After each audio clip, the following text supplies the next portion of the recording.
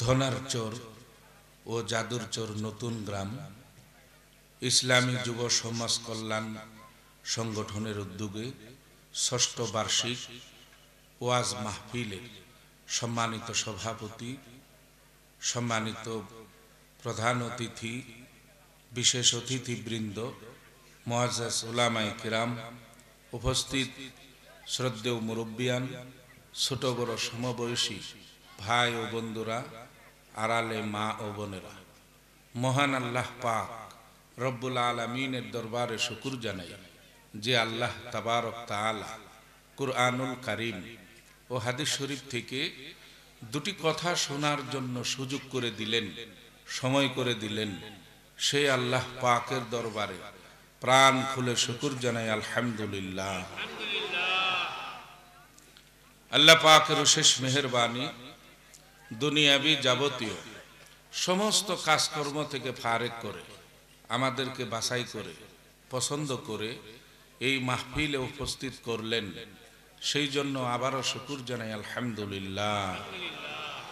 আল্লাহ রব্বুল আলামিন আমার জবান থেকে পবিত্র কুরআনুল কারীম ও হাদিস শরীফের এমন কিছু হক কথা, আমলের কথা, ইমানের কথা, কল্যাণের কথাগুলো বাহির করে দেন, যে কথা এই মাহফিলে আজ আলোচনা হলে আমলের জন্য, হেদায়েতের জন্য, ইমান মজবুত হওয়ার জন্য উপকার হবে।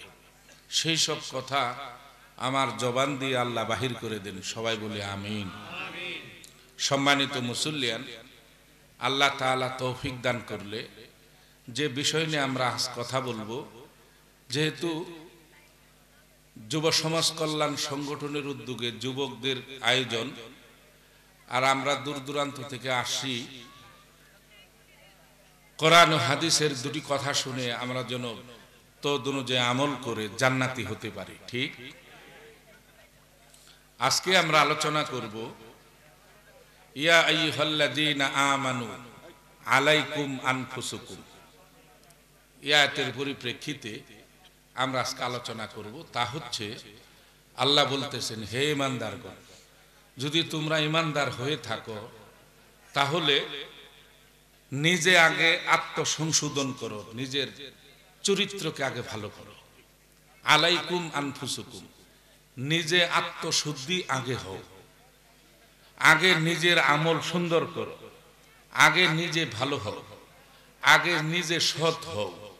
এরপর তুমি যদি সৎ পথ অবলম্বন করো এবং নিজে যদি ভালো থাকো, ভালো হও, তাহলে এই পৃথিবীতে যত খারাপই আছে, লা ইয়াদুররুকুম মান দাল্লা ইযা তাদাইতুম, এই পৃথিবীর কোনো খারাপ, কোনো গজব, কোনো শাস্তি তোমাকে কিছুই করতে পারবে না। আমি আল্লাহ তোমার হেফাজতকারী হয়ে যাব।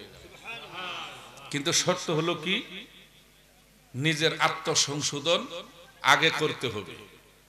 এখন আত্মসংশোধনের জন্য কি করা আমার প্রয়োজন, এ সম্পর্কে কোরআনুল কারীম থেকেই সরাসরি আমরা আলোচনা নিয়ে আসব ইনশাআল্লাহ।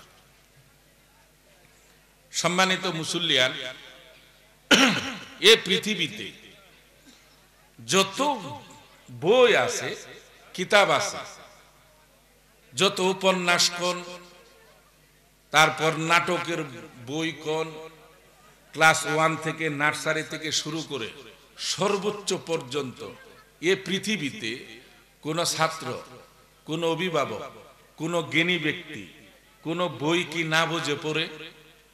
বলেন, না বুঝে পড়ে? একটা নার্সারির ছাত্র কোতে কি হয়, কোতে কয়েকটা শব্দ অর্থ তার মা এবং টিচারে পড়ায়। কোতে কি হয়? কোতে কলা, কোতে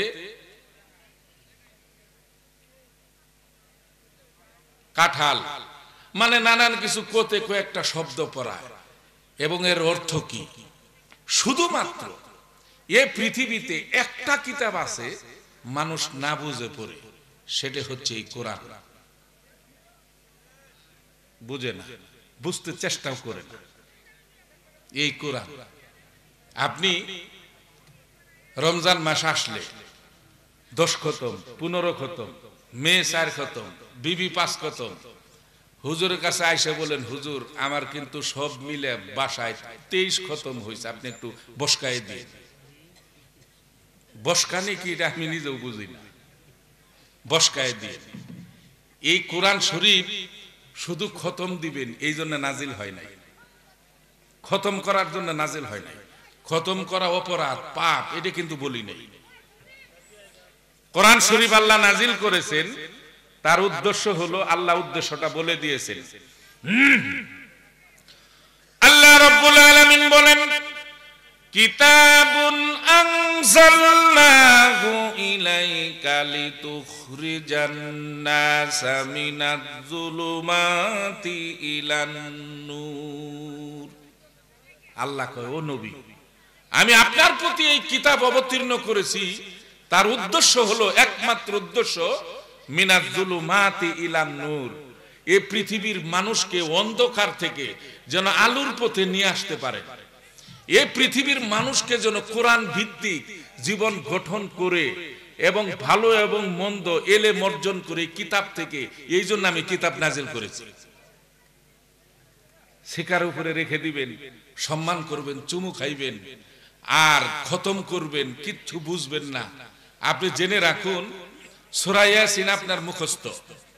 ফজরের নামাজ সূরা ইয়াসিন দিয়ে পড়লেন প্রথম রাকাত, দ্বিতীয় রাকাত সূরা মুলক দিয়ে পড়লেন, বরকতি সূরা না, এতে যা সওয়াব হইল সূরা ইয়াসিন আর মুলক দিয়ে। সূরা ইখলাস দিয়ে নামাজটা পড়লেন, ইখলাসের আপনি অর্থ জানেন, ইয়াসিনের অর্থ জানেন না। ইখলাস দিয়ে নামাজ পড়লেন, ইখলাসের অর্থটা আপনার জানা। কসম আল্লাহর, আল্লাহ রাসূল কয়, ওই ইয়াসিনের চাইতে 70 গুণ নেকি বেশি হবে নামাজের ভিতরে, বরকত বেশি হবে, যেহেতু সূরা ইখলাসের তুমি অর্থ জানো। অর্থ না জানলে আপনার ঈমান মজবুত হবে না, কলিজা বড় হবে না। আল্লাহ কি বললো এটি তো আপনি জানলেন না। এই কোরআন যদি আপনি জানতেন। এবার আসুন, আল্লাহ রাব্বুল আলামিন বলেন, মাইয়াশফা' শাফাআতান হাসানাতান ইয়াকুল লাহু নাসিবুম মিনহা ওয়া মাইয়াশফা' শাফাআতান সাইয়্যাতান ইয়াকুল লাহু কিফলুম মিনহা। আল কোরআন সূরা নিসা আল্লাহ বলতেছেন, তুমি একটা ঈমানদার ব্যক্তি, তোমার বন্ধু থাকবে আরেকজন ঈমানদার। কে বললেন কথাটা? আল্লাহ। তুমি একজন কালেমা পড়নেওয়ালা ব্যক্তি, আখিরি নবীর উম্মত, তোমার সম্পর্ক একটা ভালো মানুষের সাথে।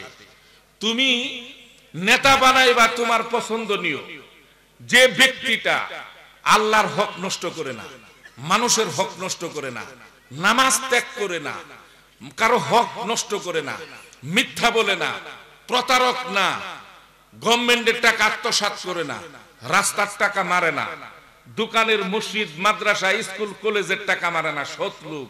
এমন একটা সৎলোকের পিছে তুমি যদি সময় দাও, তার সাথে সম্পৃক্ত থাকো, এই আয়াতে কারিমে আল্লাহ কয়, তুমি যে একটা ভালো মানুষকে সাপোর্ট করলা, আমি আল্লাহর ইজ্জতের কসম, যারা যারা আমার বান্দারা ভালো মানুষটাকে সাপোর্ট করলো, প্রত্যেকের আমলনামা 100 কোটি করে নেক লিখে দেব আমি আল্লাহ।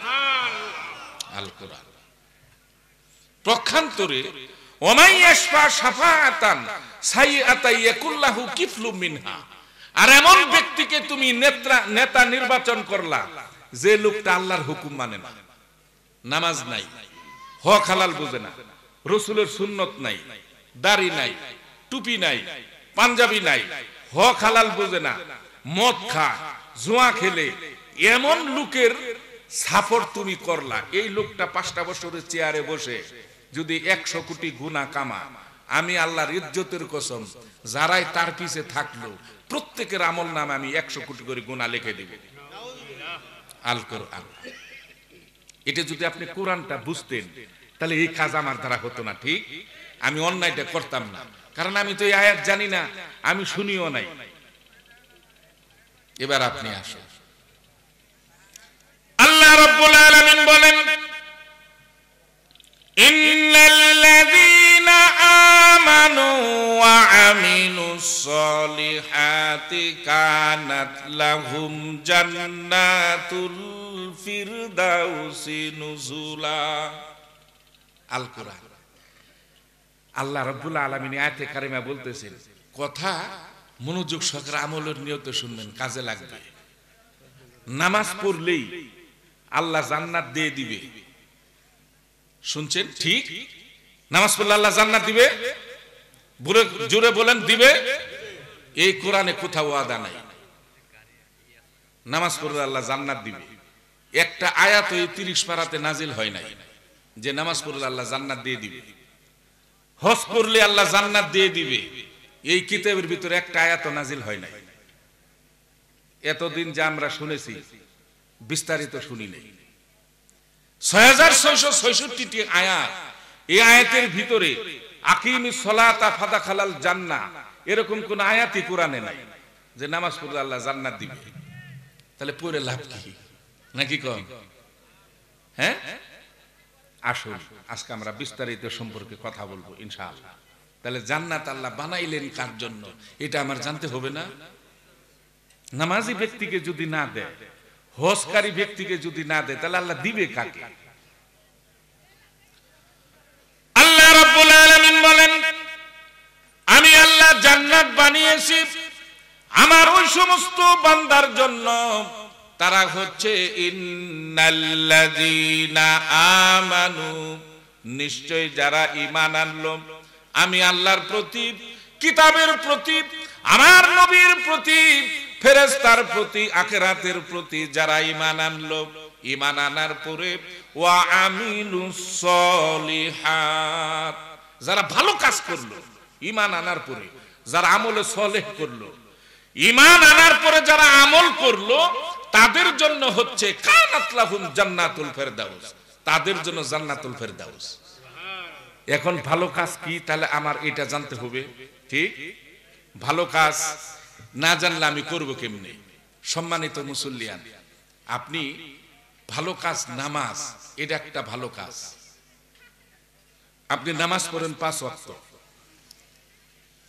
5 ওয়াক্ত নামাজ পড়েন, কপালে কালো দাগ হয়ে গেছে, টাকনুর নিচে গুটিও হয়ে গেছে সেজদা দিতে দিতে, এখনো আপনি মিথ্যার অভ্যাস ছাড়তে পারেন নাই। আছে এরকম লোক? এর পিছনে কে কথা বলে? বন্ধ করে দেন।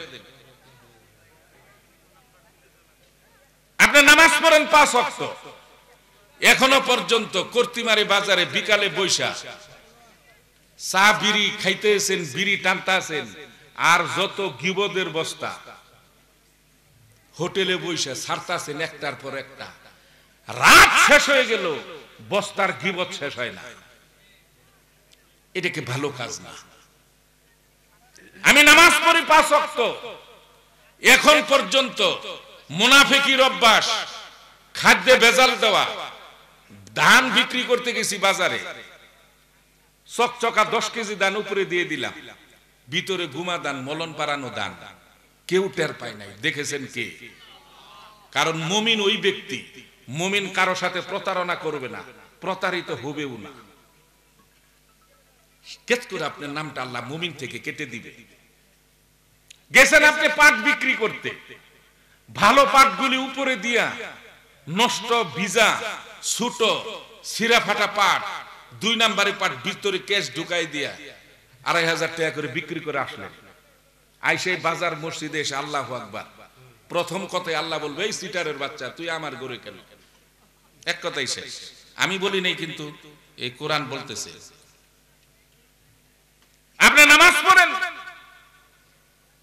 হজ করে আসছেন, এখন পর্যন্ত রাসূলের আদর্শ কি? আপনি যার সাথে সময় লাগান সে একটা বেনামাজি, তার সাথে আপনার লেনদেন।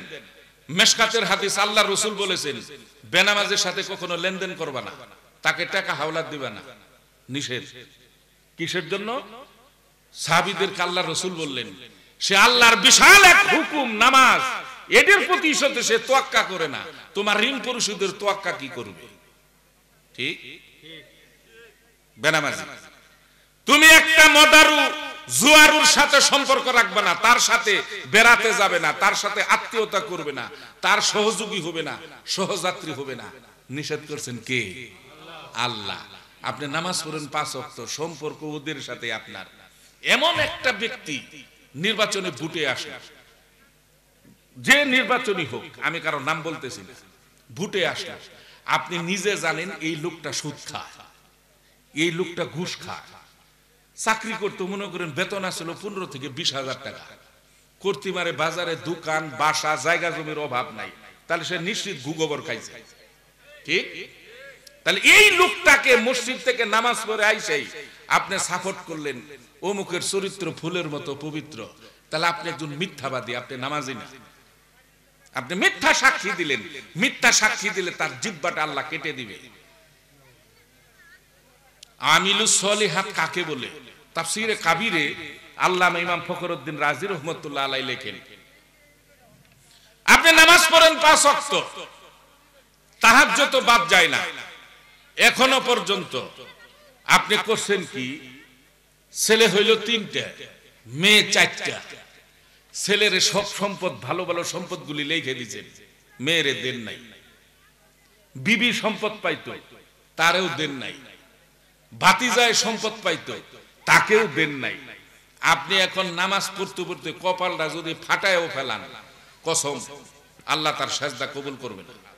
আমি ব্যাখ্যা দিচ্ছি বিস্তারিত, মন খারাপ করবেন না তো। আপনি নামাজ পড়েন 5 ওয়াক্ত, আপনার নামাজে কথা বলবে আল্লাহ, আপনার সাথে কথা বলতে বাধ্য। আপনি বিপদে পড়ছেন, নামাজে দাঁড়ায় যান, নামাজে আল্লাহ আপনার সাথে কথা বলবে, আপনার কাছে ইলহাম আসবে, আপনার বিপদ মুসিবত সবকিছু আল্লাহ হেফাজত করবে। কোরআনে আল্লাহ ওয়াদা করে দিয়েছেন, ইন্নাস সালাতা তানহা আনিল ফাহশাই ওয়াল মুনকার, নিশ্চয়ই নামাজ যাবতীয় ফাহশা খারাপ কাজ থেকে নামাজ বিরত রাখে। এটা ওয়াদা কার? আল্লাহ কি মিথ্যা কয়? কিন্তু আমার নামাজ তো আমাকে বিরত রাখে না। আগে নামাজ পড়তাম, ওই মিথ্যা বলতাম, এখনো বলি। নামাজও চালায় যাইতেছি, ওই মিথ্যাও চালায় যাইতেছি, মুনাফিকিও চালায় যাচ্ছি, 2 নাম্বারিও ব্যবসাও চালায় যাচ্ছি, এবং নামাজও পড়তেছি। আমি হজও করে আসি, এখনো সিটারির অভ্যাস আমার যায় নাই। নামাজ পড়ে শেষ, অফিসে বইসেই 50-1 লাখের কম সাইন নাই। এটা কি নামাজ পড়ে এলেন আপনি? এটা নামাজ হলো না। এবার আরো আসো, হক কাকে বলে? সম্মানিত মুসল্লিয়ান, সম্পদের হক পড়ে আসতেছি আমি। আপনি কাউকে কষ্ট দিয়েছেন, কথার হক নষ্ট করেছেন। কোন সম্মানিত ব্যক্তি তার ইজ্জতের হক নষ্ট করেছেন, তার নামে একটা দুর্নাম রটায়া একজন মেম্বার, একজন চেয়ারম্যান, একজন এমপি, একজন মাস্টার, একজন হাজি, একজন ইমাম, মুয়াজ্জিন, এদের সম্মানী লোক, এদের নামে একটা দুর্নাম রটায় আপনি দিয়ে দিয়েছেন, তার ইজ্জতের হক নষ্ট করেছেন, ঠিক? তার নামে একটা গীবত করেছেন, যে গীবতটা সে আদৌ কোনো সত্য নাই, এটা করেছেন। কাউকে একটা গালি দিয়েছেন আপনি, সে অন্তরে আঘাত পাইছে। আপনি শুনে রাখুন, আপনি 10 বছর নামাজ পড়েন নাই, 10 বছর ফরজ রোজা করেন নাই। আপনি এখন থেকে যদি কায়মনে আল্লাহর দরবারে তওবা করেন, আল্লাহ বিগত দিনে আমি নামাজ পড়ি নাই, রোজা করি নাই, আমি ভুল করে ফেলেছি, আল্লাহ আমি শুনেছি 1 ওয়াক্ত নামাজের জন্য 2,88,00,000 বছর দুজক কাটতে হবে। আল্লাহ গো, আমি তো সইতে পারবো না। চোখের পানি ফেলে যদি সেজদায় পড়ে আল্লাহর কাছে ক্ষমা চান, যে আল্লাহ আমাকে ক্ষমা করে দাও, মৃত্যু পর্যন্ত 1 ওয়াক্ত নামাজ আর কাজা করব না। আপনি এটা ওয়াদা যদি সঠিক রাখেন, ওই 10 বছর 20 বছর আগে যে নামাজ পড়েন নাই, আল্লাহ ইচ্ছা করলে ক্ষমা করে দিবে। এই প্রতিশ্রুতি আল্লাহর আছে। কিন্তু একটা মানুষকে আপনি কষ্ট দিয়েছেন, আঘাত করেছেন, গালি দিয়েছেন। আপনারা শুনেছিলেন নূহ আলাইহিস সালামের আমলে একটা প্লাবন হয়েছিল সারা পৃথিবীতে, না? সব আপনার ধ্বংস হয়ে গিয়েছিল প্লাবনে, তখন কাবা ঘরও ধ্বংস হয়ে গিয়েছিল। পরবর্তীতে ইব্রাহিম খলিলুল্লাহ ইসমাইল আলাইহিস সালাম বাপ বেটা মিলে এই কাবাটা আবার নির্মাণ করলেন, ঠিক? আবার 2024 সালে ডিসেম্বরে আরেকটা মহাপ্লাবন হইল। কর্তিমারি ব্যতীত সারাটা পৃথিবী ধ্বংস হয়ে গেছে। কাবা ভেঙে গেল, নবীর রওজা ভেঙে গেল, মসজিদে নববী ভেঙে গেল। আপনার সমস্ত সম্পদ দিয়া কাবা বানাই দিলেন, মসজিদে নববী বানাই দিলেন, নবীর রওজাটা স্বর্ণ দিয়ে বাঁধাই দিলেন। এটা সওয়াবের কাজ না? এই 3টে কাবা ঘর বানায়া, আল্লাহর ঘর বানায় যতটুক সওয়াব আপনার হইল, অন্যায় ভাবে কাউকে একটা গালি দিয়েছেন, সে আত্মা কালবে আঘাত পেয়েছে, কষ্ট পেয়েছে মনে, কসম খোদা ওই সওয়াব দিয়ে কষ্ট দূর হবে না। আমল কিসের জন্য কাজে লাগবে না। খালি আপনি ভাবছেন নামাজ করি রোজা করি আমার জান্নাত ঠেকাই কে, থন ফেলাই নামাজ রোজা। নামাজ রোজা দিয়ে জান্নাতে হবে না, আমার নামাজ রোজা ছাড়া কেউ জান্নাতে ঢুকবেও না। আপনি কাউকে কষ্ট দিয়েছেন, কারো হক নষ্ট করেছেন, আপনি আপনি যতই সেজদার নামাজ পড়ে কপালটা ফাটায় ফেলান, আল্লাহ আপনার সেজদার দিক তাকাবে না। কথা ক্লিয়ার? এবার আসুন, আল্লাহ রাব্বুল আলামিন বলেন লিররিজালি নাসিবুম মিম্মা তারাকাল ওয়ালিদানি ওয়াল আকরাবুন ওয়ালিন্নিসাই নাসিবুম মিম্মা তারাকাল ওয়ালিদানি ওয়াল আকরাবুন। আল্লাহ বললেন পুরুষের যেমন তার পিতামাতা নিকটতম আত্মীয় স্বজনের পরিত্যক্ত সম্পত্তির হক যেমন ছেলেদের আছে, আল্লাহ কয়ে কোরআনে ঠিক তেমনি ওয়ালিন নিসাই নাসিবুম মিম্মা তারাকাল ওয়ালিদানি ওয়াল আকরাবুন, ঠিক তেমনি মেয়েদেরও তার বাবা মা নিকটতম আত্মীয় স্বজনের পরিত্যক্ত সম্পত্তির হক তেমন মেয়েদেরও আছে। এই কথাটা বললেন কে? আল্লাহ। আল্লাহ রাব্বুল আলামিন বলেন এই সম্পত্তি মিম্মা কাল্লা মিনহু আও কাসুর, সম্পদ কম বেশি যতটুকু আছে কে কতটুক বন্টন পাবে, হক পাবে, নাসিবাম মাফরুদা, আমি আল্লাহ নির্ধারণ করে দিয়েছি কে কতটুক পাবে। নির্ধারণ করেছেন কে? আল্লাহ। দেখি আল্লাহ কি নির্ধারণ করলো, কে কতটুক পাবে, তো এটা আমার জানা দরকার আছে না? এবার আল্লাহ রাব্বুল আলামিন বন্টন করলেন ইউসিকুমুল্লাহু ফি আওলাদিকুম লিয-যাকারি মিসলু হাজ্জিল উনসায়াইন। আল্লাহ কয় পিতামাতা আত্মীয় স্বজনের এই সম্পদ ছেলে কতটুক পাবে, মেয়ে কতটুক পাবে, আওলাদেরা শুনো, আমি আল্লাহ বন্টন করে দিলাম লিয-যাকারি মিসলু হাজ্জিল উনসায়াইন, একটা পুরুষ যতটুক পাবে দুইজন মহিলা মিলে একজন পুরুষের সমান পাবে। বন্টন করলেন কে? এই বন্টন কোন নবী রাসূল, কোন প্রেসিডেন্ট, প্রধানমন্ত্রী, কোন রাজা বাদশাহ, কোন ওলি আল্লাহ, কোন উলামায়ে কেরাম এই বন্টন করে নাই, সরাসরি করেছেন কে? আল্লাহ। আল্লাহ কই সম্পদ তো আমার তোমার না, ইন্নাল আরদা লিল্লাহ, নিশ্চয়ই এই সম্পদের মালিক আমি আল্লাহ। আমি আল্লাহ বন্টন করে দিয়েছি, তুমি কে কতটুক নির্ধারণ করবে পাবে। তাহলে বন্টন করেছেন কে? এখন দেখি আল্লাহ বন্টন করলেন কেমনে। আল্লাহ রাব্বুল আলামিন বলেন একজন পুরুষ যতটুক পাবে দুইজন মেয়ে মিলে ততটুক পাবে। আমি আল্লাহ পাক রব্বুল আলামিন যে বন্টন করে দিলাম, এই বন্টনের উপরে তামাম দুনিয়াতে আইয়াকুনা লাহুমুল খিয়ারাতু মিন আমরিহিম, তামাম পৃথিবীর কোন ব্যক্তির ক্ষমতা নাই আমি আল্লাহর এই বন্টনকে রদবদল করা। বললেন কে? আল্লাহ। কমাইতেও পারবেন না, বাড়াইতেও পারবেন না, হুকুম কার? এবার আল্লাহ রাব্বুল আলামিন বলেন আমি আল্লাহর এই বন্টন নামাকে আমার কোন বান্দা যদি কম এবং বেশি করে, শুনে রেখো, ওয়ামাইয়াসিল্লাহা ওয়া রাসূলাহু ফাকাদ দাল্লা দালালাম মুবিনা, আল্লাহ এবং আল্লাহর রাসূলের বিধানকে যে লঙ্ঘন করবে ওই ব্যক্তির মতো জালেম, অকৃতজ্ঞ, নাফরমান আকাশের নিচে জমিনের উপরে নাই। বললেন কে? তাহলে আপনি নামাজ দিয়ে কি করবেন? নামাজ ঠিক আছে, কিন্তু বন্টনের বেলা ছেলেরে লিখে দিছেন বেশি, মেয়েরে দেন নাই, বিবি যতটুক পাইতো দেন নাই, নিজের খেয়াল খুশি মতো বন্টন করছেন। এখন আপনি আসুন, এই আয়াতে কারিমা বন্টন নামা আল্লাহ আরেকটা দিয়েছে, মন খারাপ করবেন না তো? আপনার জমি আছে 8%, আর জায়গা জমি নাই, এক ছেলে 2 মেয়ে এবং বিবি। এখন 8%-এর ভিতর বিবি কতটুকু পাবে বলেন? হ্যাঁ, 1%, 8 ভাগের 1 ভাগ। এই বন্টনটা করছেন কে? আল্লাহ। আর থাকে কত? 7। এক ছেলে 2 মেয়ে, ছেলে কতটুকু পাবে কোন?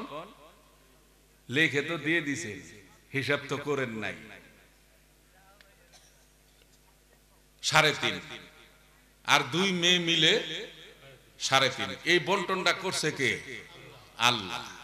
আচ্ছা, এখন আপনি করছেন কি? জমি 8%, বিবিরে দেন নাই, না দিয়া মেয়েদেরও দেন নাই, ছেলেরে লিখে দিয়েছেন 8%। যে জমি এতটুক, ছেলে ঘর বাড়ি করে ব্যবসা বাণিজ্য করে খাইব, নালে যাইব কই? ছেলেও আপনার, মেয়েও আপনার। মেয়ে বলল, বাবা তুমি হক নষ্ট করলা কাম করে, আমরা কি তোমার সন্তান না? আমাদের হক কই? বাইরে সব লিখে দিলা। কইলে তো করে বিয়ে শাদী দেওয়ার সময় খরচ করছি না। কইলে এটা তো তোমার দায়িত্ব। তা আমগরে কি কই, সম্পদ কই? কইলে সম্পদ পাবি না, সব পোলারে লিখে দিছি। কইলে আমরা ছাড়বো না। কইলে ছাড়লে ছাড়, নাহলে মামলা করগা যা, সম্পদ নাই। মেয়ে আপনি দেখবেন, বাবাকে মেয়ে যতটুক মহব্বত করে অতটুক ছেলে করে না। ঠিক? আপনাদের ওই দিক দিয়ে কেমন আমি জানি না। আমি যে ঢাকা থেকে সফরে আসছি, মেয়ে 4-5 বার ফোন দিয়ে সারছে, বাবা তুমি খাইছো কিনে, কোথাও, কই আসো, কখন আসবা। ছেলে মনে করেন 7 দিন যদি অতিবাহিত হয়, একটা ফোনও নাই যে বাবা কোথায় আছেন বা কি অবস্থা। খালি টাকার যখন দরকার, করলে বাবা টাকা লাগবে। আপনি দেখবেন, আপনি তো ভুল করলেন জীবনে। যখন আপনি মারা যাবেন, ছেলে কি করবে? কাঁদতেও থাকবে, আর চেক বই কোনখানে, দলিল কোনখানে জমির, এগুলো খুঁজতে থাকবে। খালি দলিল খুঁজো, কই বাবা রাইখে গেল, নাকি আবার ছোট ভাই পাই দেয়। আর মেয়ে শেরপুর বিবাহ দিয়েছেন, শুনছে বাবা নাই, কান্নাকাটি করছে, আইসা কাঁদতে কাঁদতে অস্থির, চোখের পানিও মুছতেছে, আবার ওযু করে কোরআন শরীফ নিয়ে বসে বাবার লাশের পাশে। ওর সম্পদের লোভ নাই। মেয়ে বাবাকে বলল, বাবা তুমি এক চোখে ফানা বিচার করলা, আমরা কিন্তু কষ্ট পাইলাম। খালি আল্লাহরে বলল, আল্লাহ তুই বিচার করিস। আমার বাবাই যে সঠিক বিচার করলো না, আল্লাহ তো আর ঘুষ খায় না, বিচার দিয়ে দিছে। আচ্ছা, এখন বিবি কতটুক পাইতো? এক বিবিরেও দেন নাই। বিবি কইল কি? কইলে কোন গোলামের বেটার সংসার করে গেলাম, সারাটা জীবন বান্দিগিরি করে গেলাম, না পাইলাম সুখ, হ্যাঁ না পাইলাম কিছু, মরার বেড়া সর্বনাশা, জমিটাও লিখে দিয়ে গেল, আমারও দিল না। কষ্ট পাইছে না? তা না হলে আরেকটা কাম করছেন, আমরা অনেকে এই কাজটা করি। বিবি একদিন কথা বলল, কইলো কুদ্দুসের বাপ, কুদ্দুস কারোর নাম থাকলে আবার কষ্ট নিয়ে নাম বোঝানোর জন্য বলতেছি।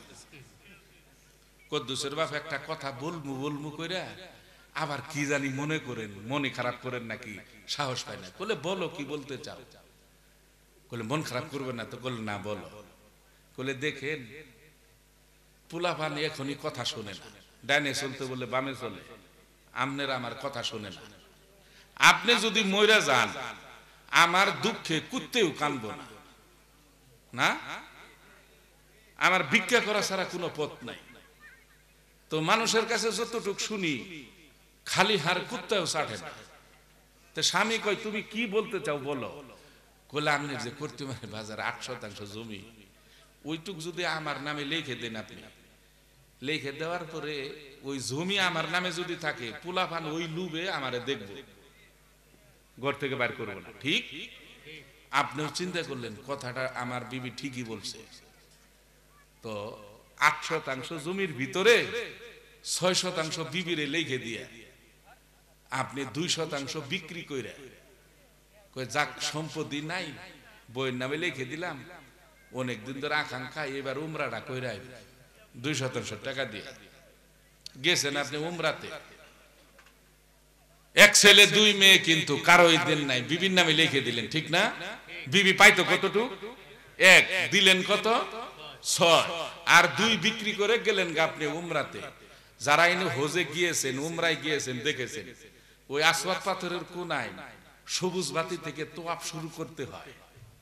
যখন আপনি তোয়াফ শুরু করলেন গিয়ে, প্রথম কথায় আল্লাহ বলবে, এই সিটার তুই আমার ঘরে কে? তুই তো কেবল তোর সন্তানের হক নষ্ট করে আইলি, তোর এখানে কোনো স্থান নাই। আপনি নিশ্চিত থাকুন, আমি বুয়া কথা বলার লোক না। আপনার পছন্দ ওই হোক ওই না হোক, এটা আমার যায় আসে না। শেষ। আপনি রেস্টোরি অফিসে যখন লিখে দিয়েছেন, তখনই আপনি জাহান্নাম অবধারিত, জান্নাত শেষ করে গেছেন। আপনি ওই মক্কা যাওয়ার দরকার নেই। আবার ছেলেরে লিখে দিয়েছেন, মেয়েরে দেন নাই, মেয়েরে লিখে দিয়েছেন, ছেলেরে দেন নাই। এই হক এই পৃথিবীতে আপনি নিশ্চিত থাকুন, আমি বলে গেলাম, 2টা গুনাহ আল্লাহ মাফ করবে না। এই 2টা গুনার জন্য তামাম পৃথিবীতে বর্তমানে প্রায় 700 কোটি মানুষ, সবাই যদি আলেম হয়ে যায় 700 কোটি, আর এই 2টা অপরাধ যে করেছে তার হয়ে যদি আল্লাহর দরবারে ক্ষমা চায় 700 কোটি মানুষ, তবু আল্লাহ ক্ষমা করবে না।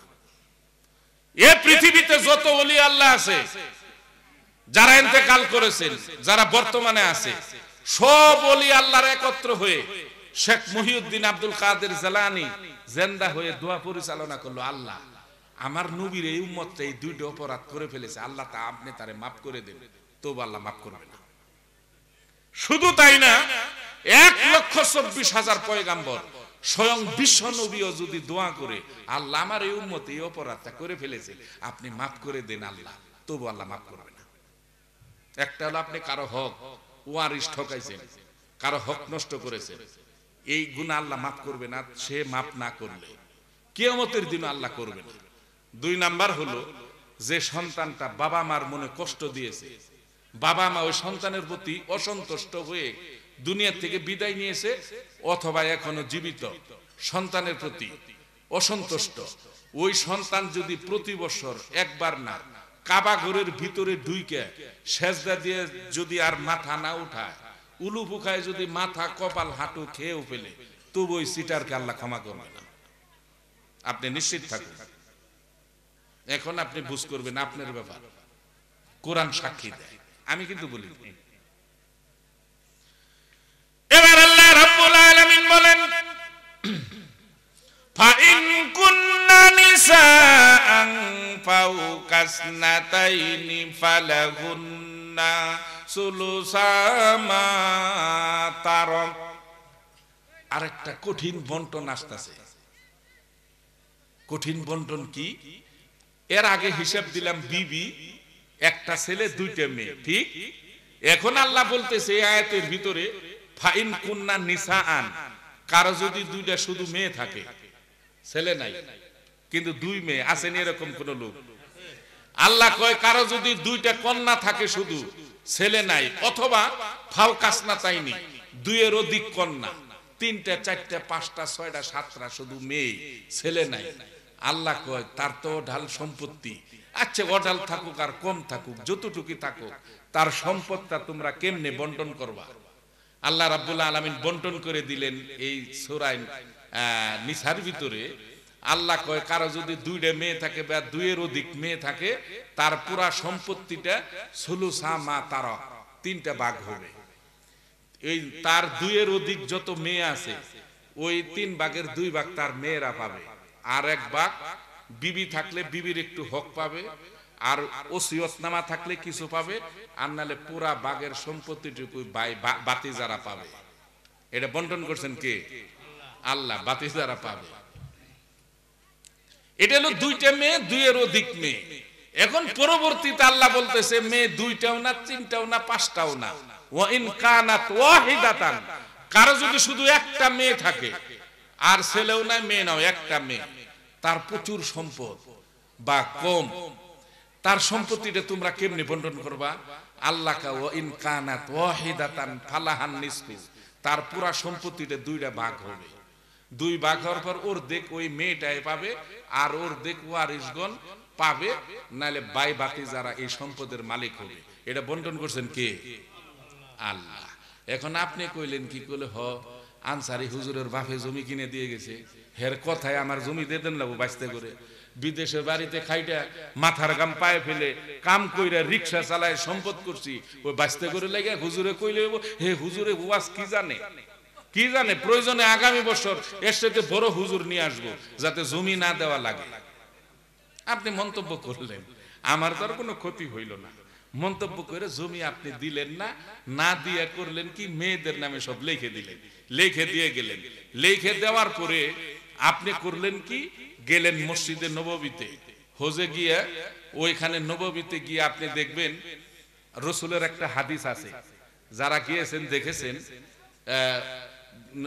রিয়াজুল জান্নার গেটে একটা হাদিস লেখা, মা বাইনা বাইতি ওয়া মিম্বারি রাউদাতুম মিন রিয়াদুল জান্নাহ। আল্লাহ রসুল যে আমার ঘর থেকে আমার মেম্বার পর্যন্ত এই মাঝখানের ছোট টুকরা জায়গাটুকু হলো জান্নাতের টুকরা। দুনিয়ার জান্নাত হলো রিয়াদুল জান্নাহ। আল্লাহ রসুল কয় এইখানে এসে আমার উম্মত যদি 2 রাকাত নামাজ পড়ে আল্লাহর দরবারে প্রার্থনা করে, আল্লাহ তাআলা তার দোয়া কবুল করে নেয়। 2 রাকাত নামাজ। এখন আপনিও গেছেন বাস্তের হক মাইরা, ফুপুর হক মাইরা, ছোট ভাই বড় ভাইরে ঠকায়া, বড় ভাই ছোট ভাইরে ঠকায়া আপনিও রিয়াজুল জান্নাহ গেছেন। গিয়ে দেখেন রিয়াজুল জান্নাহ ফাঁকা পড়ে আছে, ওইখানে তো চান্স পাওয়া কঠিন। আপনি গিয়ে দেখেন ফাঁকা, যায় 2 রাকাত না, সময়ও ছিল 200 রাকাত মাইরে দিছেন। যা নামাজ পড়ি। 200 রাকাত নামাজ পড়ার পরে সেজদায় নত করে নবীর রওজা রিয়াজুল জান্নাতে কানতে কানতে চোখের পানি দিয়া আপনি নবীর রওজার কার্পেট গুলি ভিজে ফেলাইছেন চোখের পানি দিয়া। যদি আপনি কারো ওয়ারিশ মাইরে থাকেন, হক নষ্ট করে থাকেন, বাবা মার মনে কষ্ট দিয়ে থাকেন, কসম খোদা আপনার এই চোখের পানির যার্রা পরিমাণ মূল্য নাই, আল্লাহ ক্ষমা করবে না। আপনার দিক ফিরাও তাকাবেন, কারণ আল্লাহর বন্টন নামাকে আপনি অস্বীকার করেছেন। মদিনায় কাম হইল না, আসলেন মক্কা, আল্লাহর ঘর তোয়াফ করবেন। তোয়াফে তো বহু নেকি। যারা তোয়াফ করে কাবা ঘর, আল্লাহ তাদের প্রতি 70,000 বার দ্রুত গতিতে তোয়াফকারীর দিকে আল্লাহ তাকায় থাকে। বিশাল নেকি তোয়াফে, তোয়াফে বিশাল নেকি। এখন একটা ট্রেডিশন বাহির হয়েছে, হজ না করে খালি উমরা করে। কিয়ামত পর্যন্ত যদি আপনি উমরা করেন, 2 কোটি উমরা করেন, ফরজিয়ার যে হজ এটা সমান হবে না, প্রশ্ন ওঠে না।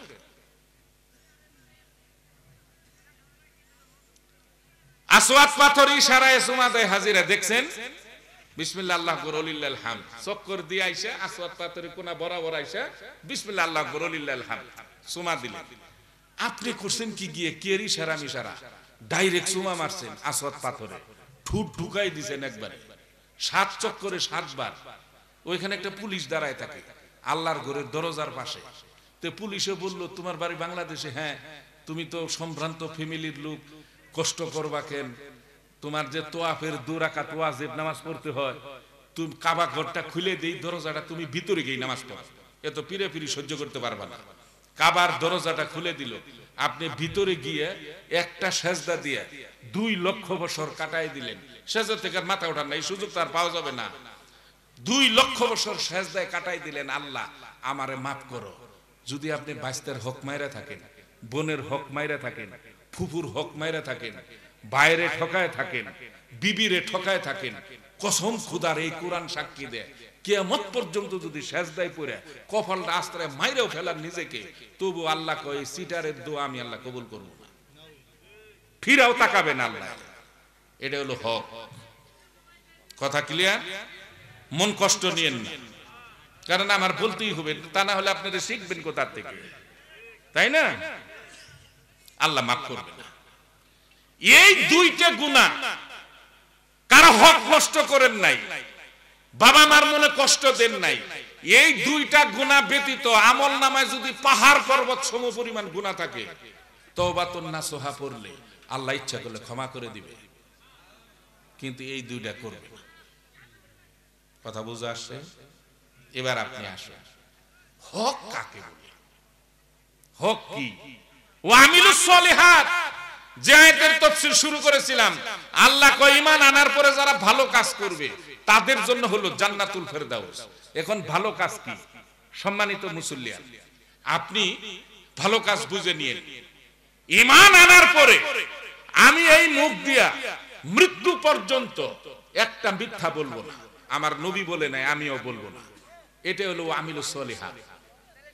আমি ঈমান আনার পরে এই মুখ দিয়ে কারো গীবত করব না, কাউকে গালি দিব না, কারো হক নষ্ট করব না, হারাম খাইব না, হারাম মুখে ঢুকাবো না। আমি না খেয়ে নিজেকে শেষ করে দিব, তবু আমি মৃত্যু পর্যন্ত আমি এই মুখ দিয়ে হারাম ঢুকাবো না। ও আমিলুস সলিহাত। আমি এই সমাজের ভিতরে আমার হাত পা জবান দ্বারা একটা বিক্ষোভ পর্যন্ত ক্ষতিগ্রস্ত হবে না।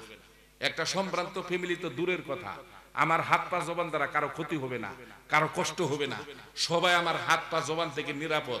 ও আমিলুস সলিহাত। আমি আত্মীয়র সাথে ভালো আচরণ করব, বন্ধু বান্ধবের সাথে ভালো আচরণ করব, সৌহার্দ্যমূলক আচরণ করব। ও আমিলুস সলিহাত।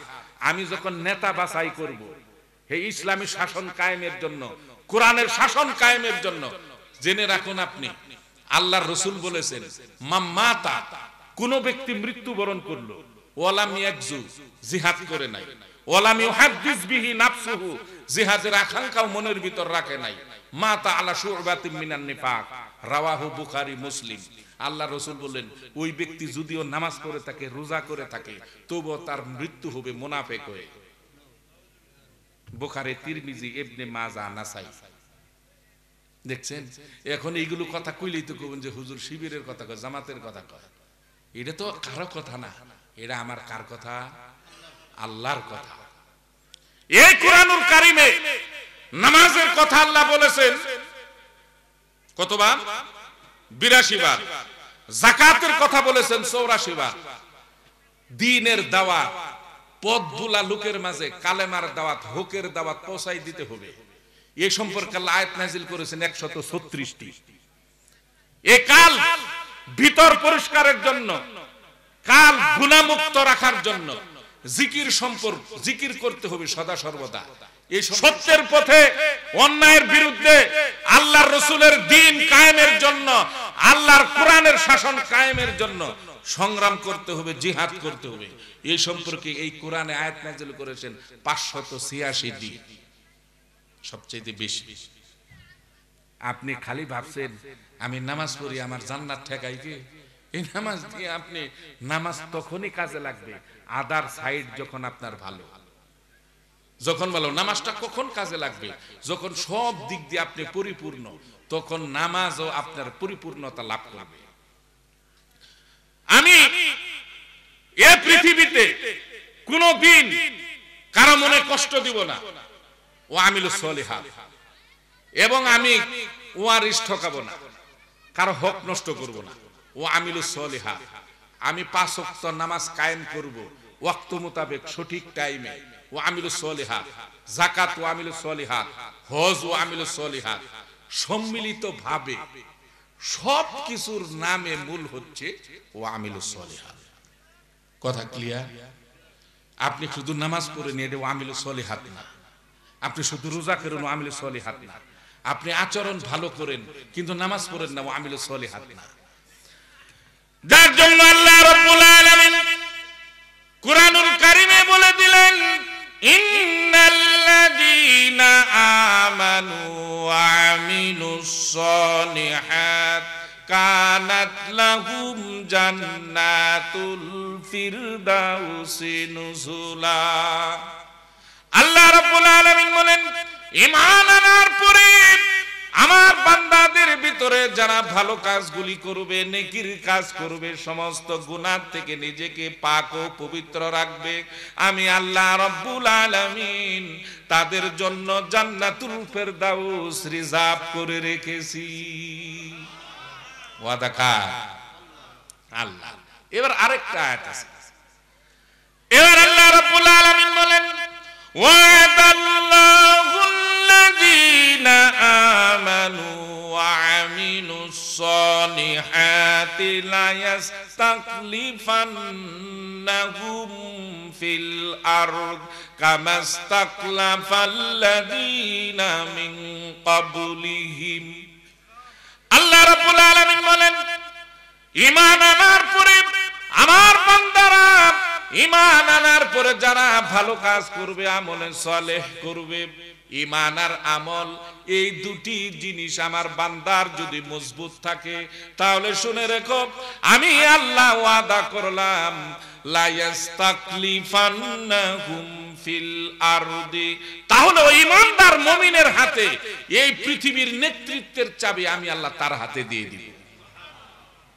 আল্লাহকে মিথ্যা কয়? মিথ্যা কয়?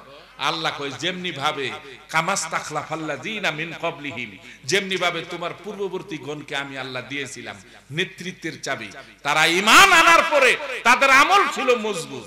এখন আমি নামাজ পড়ি কিন্তু আদার সাইড ভালো না, বুট দিতে সময় এমন লোকের বাছাই করি যে লোকটা বসতে দেরি, হারাম ঘুগোবার খাইতে দেরি নাই,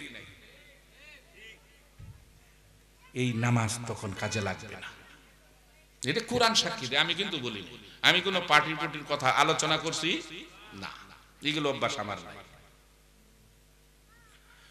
এবার আল্লাহ রাব্বুল আলামিন ঈমান আর আমল এই দুটি যদি মজবুত থাকে, তার সম্পর্কে আমার আল্লাহ কি ঘোষণা করলেন? আমিরুল মুমিনিন হযরতে ওমর রাদিয়াল্লাহু আনহু নামাজে দাঁড়ায় গেলেন।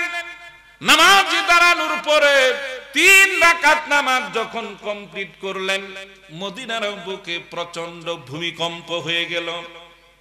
এমন ভূমিকম্প, আমিরুল মুমিনিন ওমর রাদিয়াল্লাহু তাআলা আনহু নামাজের ভিতরে কায়েত হয়ে পড়ে গেলেন। আমিরুল মুমিনিন তাড়াতাড়ি করে নামাজ কমপ্লিট করলেন। নামাজ কমপ্লিট করে মসজিদে নববী থেকে বাহির হয়ে মাটিকে একটা ধমক দিয়ে লাথি মেরে বললেন, এ মাটি রে, আমি উমর বলছি তুই থেমে যা, থেমে যা। কেমন পাওয়ার! ভূমিকম্প কি কারো কথা শুনে? বলেন তো, শুনে কারো কথা? উমর কয়, আমি বলছি তুই থেমে যা। আল্লাহ রাব্বুল আলামিন কয়, ইন্না আযাবা রাব্বিকা লাওয়াকি, আমার আযাব যখন তোমাদের প্রতি আসবে, পতিত হবে, মা লাহু মিন দাফি, প্রতিহত করার ক্ষমতা পৃথিবীর কারো নাই। তাহলে উমরের কথা কি শুনবে ভূমিকম্পে? মা লাহু মিন দাফি, এই আয়াতের তাফসীরে আসে নবীজি বদরের যুদ্ধ যখন কমপ্লিট করলেন, বন্দিশালার ভিতরে বড় বড় কুরাইশ নেতা বন্দী হয়ে গেল। হওয়ার পরে নবীজি বন্দিশালা থেকে একটু বাহিরে এসে মন খারাপ, নবীজি কোরআনুল কারীম নিয়ে বসে তেলাওয়াত করতেছেন। যে বসে থেকে লাভ কি, কোরআন তেলাওয়াত করি, মজা লাগতেছে। এইদিকে মক্কার আবু সুফিয়ান লিডার, মক্কার সবচেয়ে বড় বীর যোদ্ধা, কাফেরদের সেনাপতিকে বদরের প্রান্তরে প্রেরণ করলো। আবু সুফিয়ান কয়, আমাদের অনেক নেতা বদরের প্রান্তরে মুহাম্মদের হাতে বন্দী হয়ে গেছে, তাদেরকে ছাড়ানোর জন্য তুই যা, মুক্তিপণ দিয়ে জামিনে ছাড়াই নিয়ে সেনাপতিকে প্রেরণ করলো। এবার কাফেরদের সেনাপতি বদরের প্রান্তে গিয়ে উপস্থিত হয়ে দেখে একটা কোনায় বসে বিশ্বনবী কোরআনুল কারীম তেলাওয়াত করতেছে। তো এই সেনাপতি চিন্তা করলো, কোরআন তেলাওয়াত করতেছে তো শেষ না হওয়া পর্যন্ত তো কথা বলা যাবে না, অপেক্ষা করতে লাগলো। অনেকক্ষণ হয়ে গেল কিন্তু নবী কোরআন তেলাওয়াত বন্ধ করে না।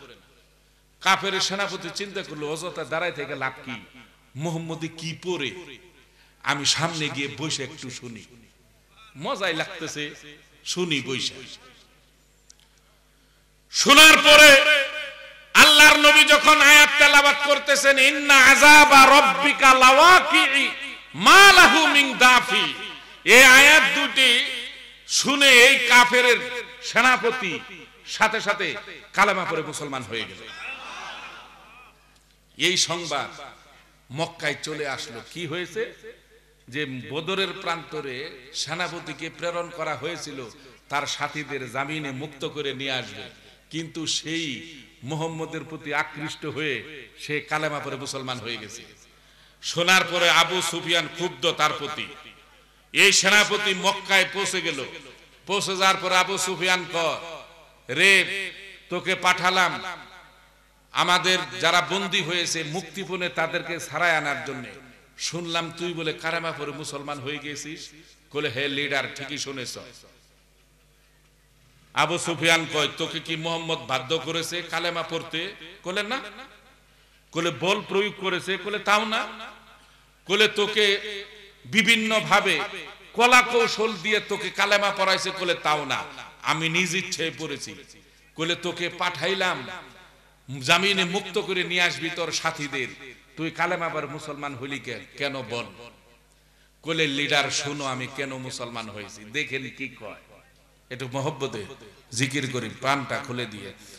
লা ইলাহা ইল্লাল্লাহ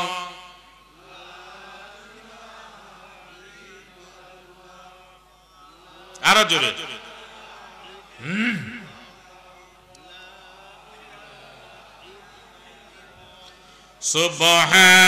সুবহানাল্লাহ আলহামদুলিল্লাহ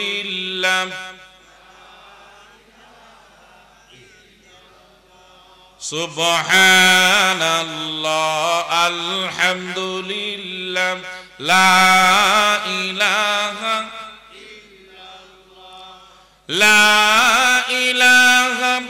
ইল্লাল্লাহ মুহাম্মাদুর রাসূলুল্লাহ সুবহানাল্লাহ।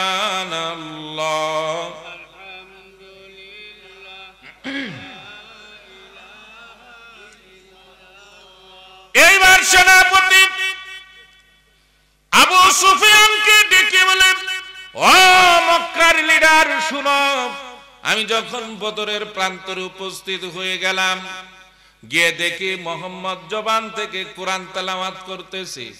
আমি ভাবলাম কোরআন তেলাওয়াত বন্ধ হলে আমি তাদের মুক্তির ব্যাপারে কথা বলবো।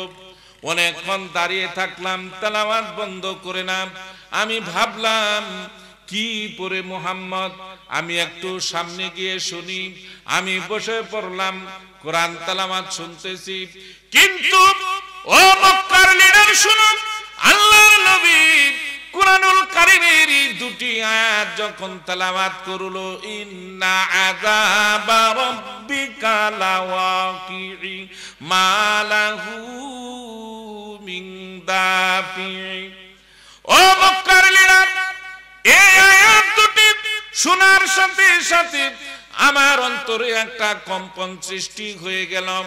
আমি উপরের দিক আকাশের দিক তাকাইলাম, তাকায় দেখি আকাশ থেকে একটা গজবের হাত আমাকে পাকড়াও করার জন্য নেমে আসতেছে। আমি ভয় পেয়ে গেলাম।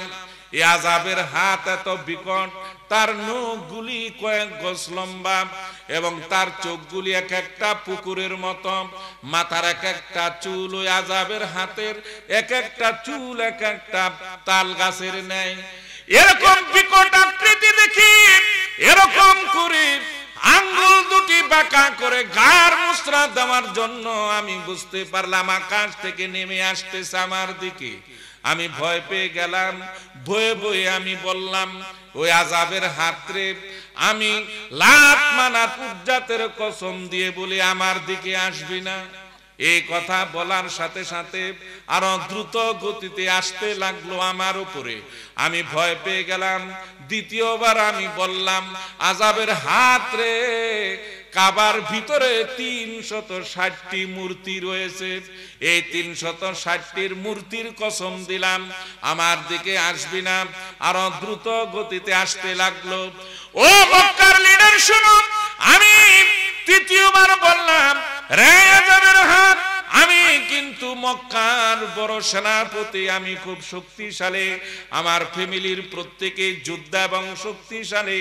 আমার হাতে যে তরবারি রয়েছে, আমার কাছে আসলি তোর হাত আমি কেটে ফেলবো। এই কথা বলার পরে আমি তাকায় দেখি আর মাত্র 10 হাত উপরে আছে, তে আমার ঘাড়টা ধরে ফেলবে। কিছুতেই ভয় পাইল না। আমি আরো ভয় পেয়ে গেলাম।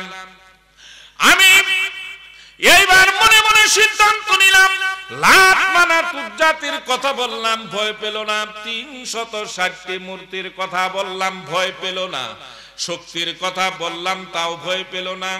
একবার চেষ্টা করে দেখি, আমি মুহাম্মদের কালেমার দোহাই দিয়ে দেখি আযাবের হাত ভয় পাই কিনা।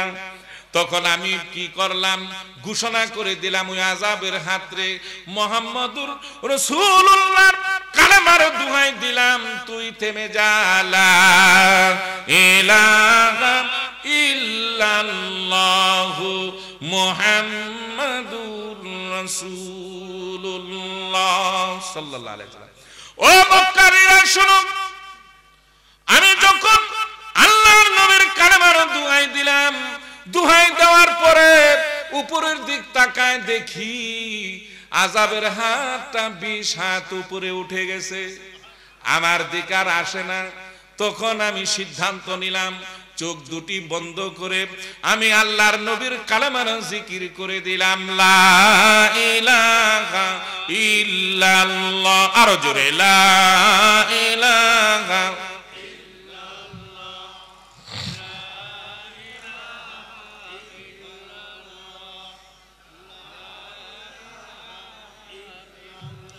ও মক্কারীরা, আমি কিছুক্ষণ আল্লাহর নবীর কালেমার জিকির করার পরে চোখ দুটি খুলে আমি যখন আকাশের দিক তাকাইলাম, তাকায় দেখলাম আকাশের কোথাও আর ওই আযাবের হাতটা দেখা যায় না। তখন আমি সিদ্ধান্ত নিলাম, আল্লাহর আযাব থেকে, গজব থেকে, জাহান্নামের শাস্তি থেকে, কবরের শাস্তি থেকে বাঁচার জন্য লাত মানাত উজ্জা কোনো উপকার করতে পারবে না। যদি উপকার করে আমাকে, একমাত্র মুহাম্মদের কালেমার কোনো বিকল্প নাই। সেই জন্য আমি সিদ্ধান্ত নিয়ে ঈমান গ্রহণ করেছি। আমি তোমাদেরকেও পরামর্শ দেই, লিডারদের বলতেছি, এখনো সময় আছে, তোমরা কালেমা পড়ে ঈমান আনয়ন করো। আর উমরে বলল কি, ধমক দিয়া মাটিরে কয়, আমি উমর বলছি তুই থেমে যা ভূমিকম্পকে। এবার আমিরুল মুমিনিন কুরআনুল কারীমের একটা আয়াত পড়ে ভূমিকম্পকে, মাটিকে শাসাচ্ছেন। আমিরুল মুমিনিন উমর রাদিয়াল্লাহু তাআলা আনহু কয়, হুয়াল্লাযী জাআলা লাকুমুল আরদা যালুলান ফামশু ফি মানাকিবিহা ওয়া কুলু মির রিজকি। রে মাটি, ভূমিকম্প আল্লাহ রাব্বুল আলামিন মাটির সৃষ্টি করেছেন আমাদের খেদমতের জন্য। এই মাটির উপর দিয়ে আমরা হাঁটাচলা করব, মাটির উপরে বিশ্রাম নিব, মাটির ভিতরে শুয়ে থাকব মৃত্যুর উপরে, এবং এই মাটির ভিতরে আমরা ফসলাদি ফলাবো, এইগুলো খেয়ে আমরা জীবিকা নির্বাহ করব। আর তুই কাউকে কষ্ট দিতে পারবি না। কেন? তুই কষ্ট দিলে আমার নামাজ নষ্ট করলে। আর ভূমিকম্প মদিনার বুকে বিশ্ব নবী নবী মুহাম্মদুর রাসূলুল্লাহ সাল্লাল্লাহু আলাইহি ওয়াসাল্লাম মদিনাতে শুয়ে আছেন, আর আবু বকর শুয়ে আছেন নবীজির পাশে। আমি ওমর দাঁড়ায় গেছি, কেন আমার নামাজ নষ্ট করলি? জবাব দে। কারে বলল? মাটিকে আর ভূমিকম্পকে। ওমর বলতে লাগলেন। এইবার তাফসীরের কিতাবে আসে, ভূমিকম্প ভয়ে আল্লাহর দরবারে কয়, আল্লাহ উমরের হাত থেকে তুমি বাঁচাও আমাদেরকে। কে বলল? ভূমিকম্প, মাটি। এইবার মাটিকে আল্লাহ ডেকে বলে, রে ভূমিকম্প মাটি, আমার উমর যা বলে তুই তাই করবি। এইবার উমরের কাছে ক্ষমা চা। ভূমিকম্প মানুষের মতন করে আওয়াজ এসে গেল। সূরা মুলকের তাফসীর খুলে দেখুন, ভূমিকম্প মাটির ভিতর থেকে আওয়াজ এসে গেল, আমিরুল মুমিনিন আমাদেরকে ক্ষমা করুন, আমরা ভুল করে ফেলেছি, আমাদের ক্ষমা করে দেন। আমি আল্লাহর কসম করে বলি, কিয়ামত পর্যন্ত মদিনার বুকে আমি ভূমিকম্প আর কোনোদিন আসবো না। আমাদের ক্ষমা করে দিন। ভূমিকম্প ভয়ে আমিরুল মুমিনের কাছে ক্ষমা চা, আইজও গেল কাইলো গেল, কিয়ামতের আগে তামাম পৃথিবীতে ভূমিকম্প হয়ে তছনছ হয়ে যাবে, ধ্বংস হয়ে যাবে, কিন্তু মদিনা মসজিদের নববীর এরিয়া বাইতুল্লাহ ভূমিকম্প হবে না। এটা উমরের ধমকের জন্য। উমর এই ক্ষমতা পাইল কি দিয়া বলেন? এই ক্ষমতা উমর পাইল কি দিয়ে? ভূমিকম্প তারে দেখে ভয় পা। আল্লাহ রাব্বুল আলামিন কোরআনুল কারিমে বললেন উমর এই ক্ষমতা পাইল কি দিয়া? আমিরুল মুমিনিন সাথীদেরকে ডেকে বলো, আমার সাথীরা রে, ওয়াদাল্লাহুল্লাযীনা আমানু মিনকুম ওয়া আমিলুস সলিহাত। উমর কয় আল্লাহর ওয়াদা, আমি ঈমান এনেছি, ঈমান আনার পরে আমি সব ভালো কাজ করি, আমি একটাও গুনাহ করি না, আমি কারো হক নষ্ট করি না, গীবত করি না, এবং খারাপ লোকের সাথে আমার কোনো সম্পর্ক নাই। আমার মহব্বত হলো রাসূলের সাথে। আপনার মহব্বত কার সাথে? এবার দেখুন আমিরুল মুমিনিন হযরত আবু বকর সিদ্দিক বদরের প্রান্তরে যুদ্ধ যখন শেষ হয়ে গেল, আবু বকর সিদ্দিকের ছেলে, তার নাম হলো আরকাম, সে হলো কাফের তখন। আবু বকর সিদ্দিকের পায়ে কয়, বাবা একটা কথা বলি। কলে বল। কলে যুদ্ধের ময়দানে তোমার গর্দানটা কাটার আমি 3 বার সুযোগ পাইছিলাম। কয়বার? কলে আমি তরবারি তোমার ঘাড়ে আমি শুয়েছিলাম 3টে বার, খালি ফেস মারলেই শেষ। আবু বকর সিদ্দিক কয় তুই কাটলি না কেন সুযোগ পাওয়ার পর যুদ্ধের ময়দানে? কলে হাজার হলো তো তুমি আমার বাবা, আমি এই জন্য সুযোগ হাতছাড়া করছি, কাটি নাই।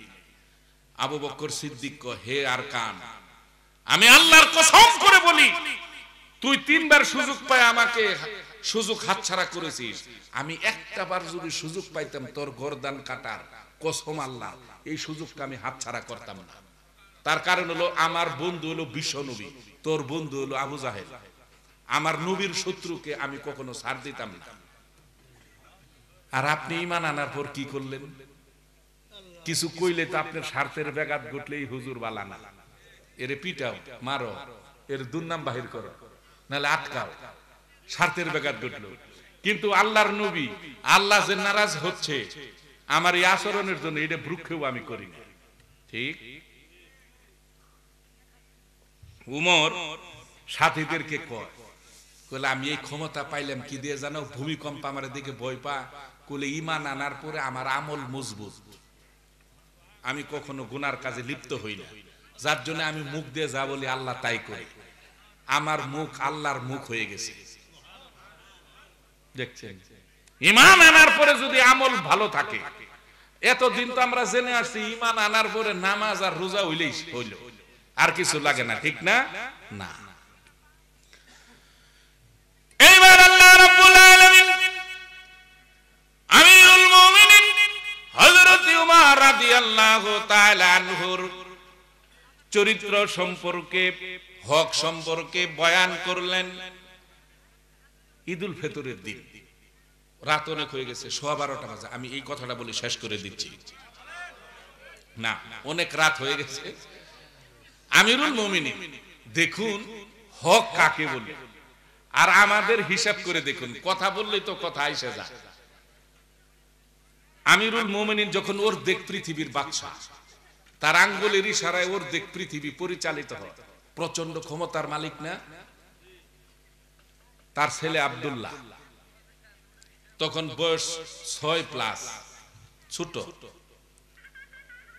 আগামীকাল ঈদুল ফিতরের দিন বাচ্চারা নতুন জামার জন্য কান্নাকাটি করে না? বাবা মার কাছে কান্নাকাটি করে না? আব্দুল্লাহ আমিরুল মুমিনিনের ছেলে ময়দানে যে সমস্ত পোলাপানের সাথে ঘোরাফেরা করত, খেলাধুলা করত, তারা একজন আরেকজনের কয় এই তোর বাপে কি কিনে দিছে রে, বলে না? তো সবাই নতুন জামা কিনে দিছে, কিন্তু আব্দুল্লাহ রে আমিরুল মুমিনিন কিনে দেয় নাই। তো সবাই কয় আব্দুল্লাহ তোরে কিছু কিনে দেয় নাই, রাগ করে। যাই হোক, ময়দান থেকে এসে বাসায় এসে মা রে কয়, মা আমার বন্ধু বান্ধব সবাই নতুন জামা কিনেছে, আমার একটা নতুন জামা কিনে দাও, কালকে ঈদের দিন, তা নাহলে আমি খাবো না। ছোট বাচ্চা না, মা বলতেছে, দেখো বাবা, তোমার বাবা মসজিদে নববী থেকে আসো, আমি বলবো এখন তুমি খাও। বললেন না, জামা না কিনে দিলে আমি খাবো না। আমিরুল মুমিনিন নামাজ পড়ে রুমে ঢুকলেন।